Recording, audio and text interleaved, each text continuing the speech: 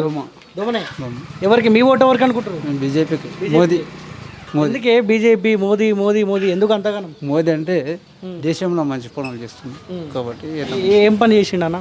ఏం చేసిండు 10 సంవత్సరాల నుంచి ఇప్పుడు మన రాష్ట్రంలో పరిస్థితులు ఎట్లున్నాయి? టీఆర్ఎస్ 10 సంవత్సరాలు పరిపాలించింది. ఏమో ఏమో ఏమన్నారు వాళ్ళు? ఇంటికో ఉద్యోగం అన్నారు. ఇంటికో ఉద్యోగం చదువుకున్న వాళ్ళకు జాబులు ఇస్తామన్నారు. ఏవి లేవు.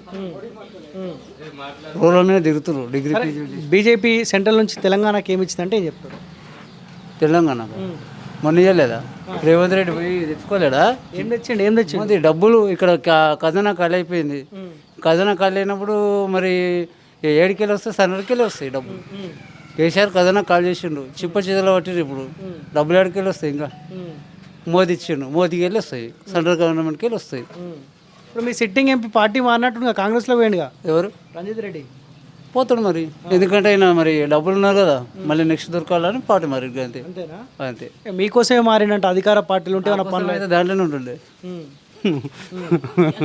మాకోసం అయితే దాంట్లో ఉంటుంది, అట్లా లేడు. ఓకే. సో ఎట్లా ముగ్గురులో ఎవరు బెటర్ అనుకుంటారు? కొండా విశ్వేశ్వరరెడ్డి, జ్ఞానేశ్వరు? కొండా విశ్వేశ్వరరెడ్డి అనగా వాళ్ళ తాత ముత్తాత నుంచి పేరు మంచిగా ఉంది కాబట్టి రంగారెడ్డి పేరు గిట్లా వచ్చింది వాళ్ళ నుంచి. కొండనే గెలుస్తాం, కొండకి ఇస్తాం. ఓకే.